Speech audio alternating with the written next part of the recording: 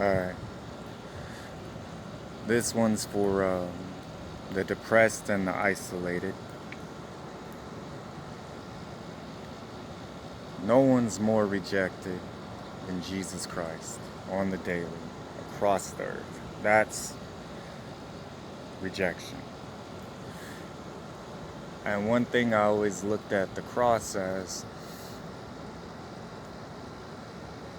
well, before that, I was isolated and alone. A lot.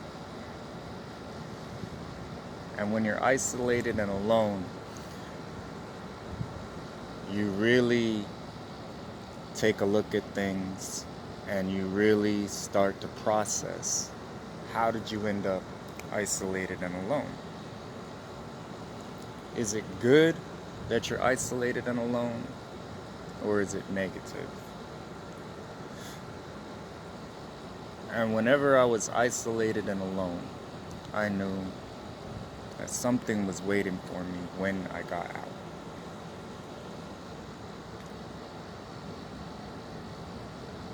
And looking down, I saw you. And I thought to myself, that one's amazing. That one deserves happiness. That one deserves awesome moments and experiences. That one deserves to understand that I know exactly how they feel.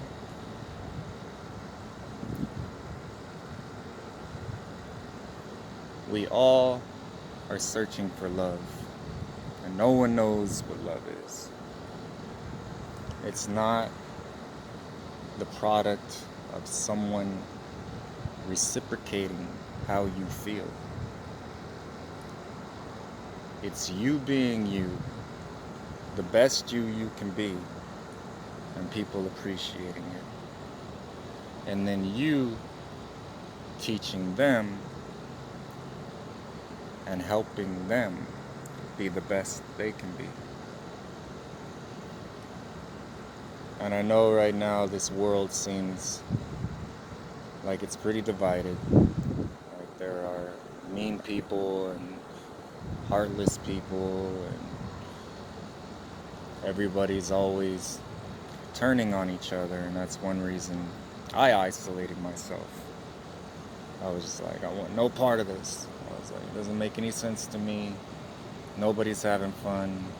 Nobody's happy. But I learned where my strength comes from. And it's called grace. It's the ability God gives you to have hope. And there's songs and there's movies that God had a hand in to speak to you and let you know that you're not alone. And when you have that sense of hope in anything, you can build on it. And it's really about, why are you isolating yourself?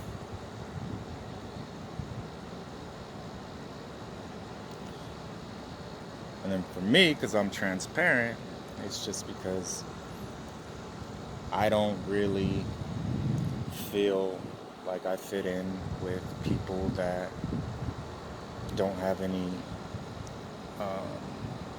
desire to serve God. You might feel that way too, or you might not have any desire to serve God. That doesn't really matter to me.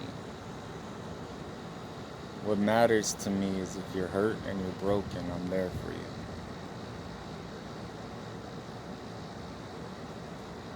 And I know how to make you happy. I know what's waiting for you. I know who you are. And so many people don't know who they are. And one thing about isolating yourself is you start to try and pick an identity, something that speaks to you, and you're like, okay, there's more people like me, I'll fit in here. But some people weren't created to fit in. They were created to lead. And what isolation can do for you is make you so mentally strong that you already know how to survive when others were never given that gift.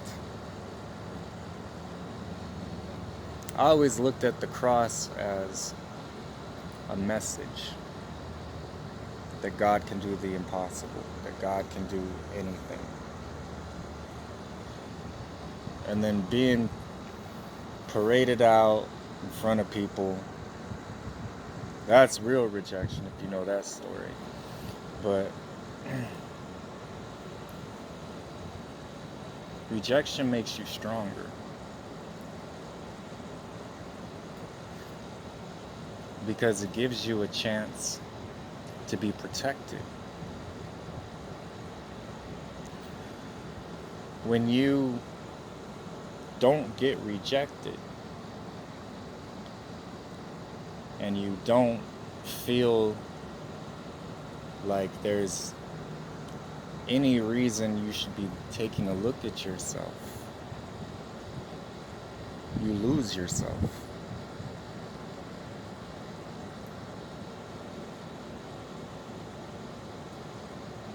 You always have to be looking at yourself honestly,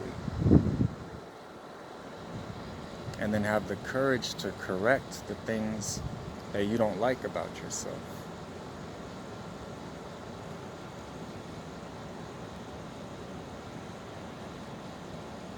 And all of us have to heal from the inside out. And people have wounded hearts, people have wounded minds, people have wounds that have made them stronger, and they have wounds that aren't really wounds, and they have all kinds of ideas about who they are, who they want to be.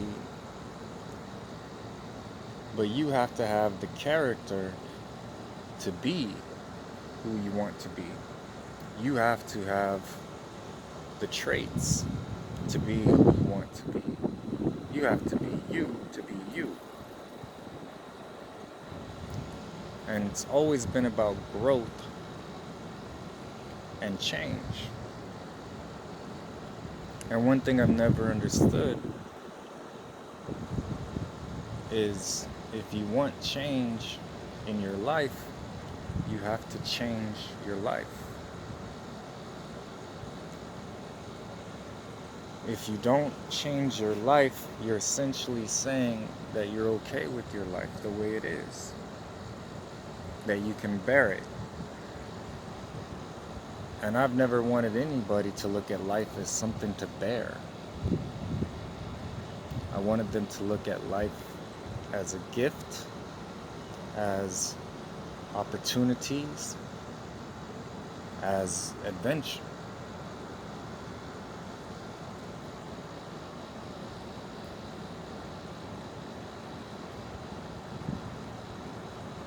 Be you.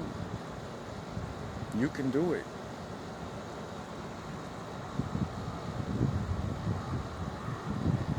If you don't like your lifestyle, take the first step to changing it. Then take another step. Then take another step. If you like your lifestyle, then you should be happy with it. It should bring you joy and happiness. That really is the defining characteristic of a good life.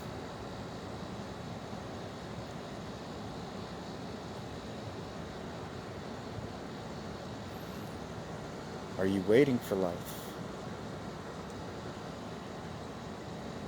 Why?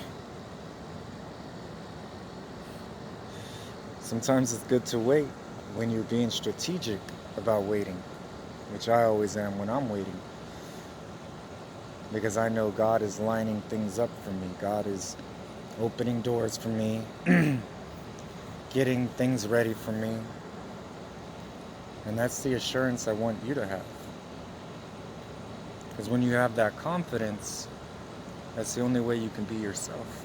Because you won't be fearing things.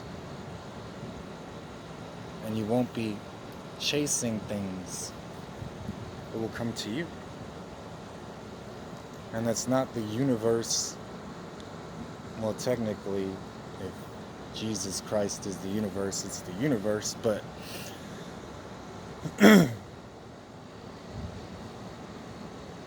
God blesses everybody. And it's one of his ways of saying, hey, I'm here if you need me. But when you are consistently blessed and looked after, you feel loved. And you cannot love until you learn how much God loves you and you love God back.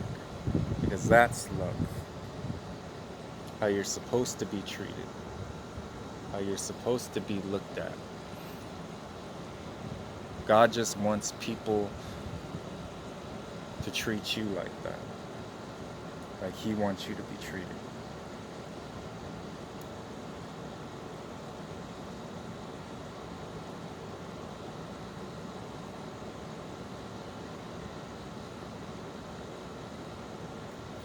So if you're used to being isolated and alone, well, you're pretty far ahead of most people. Now, what you do with that time is going to shape your destiny, what's waiting for you, how far you go to pursue and achieve the dreams that you have that God gave you, the talent that you have that God gave you. Why would you not want to be the best at something you love to do? Pursue it.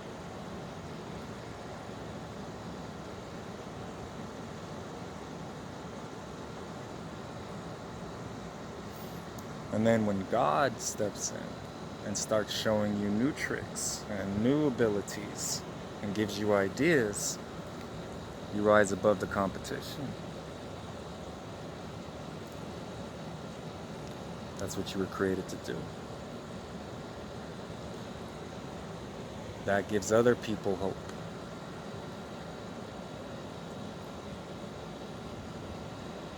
So there are many ideas, and God always speaking to your heart, because I know he is. I know this for a fact.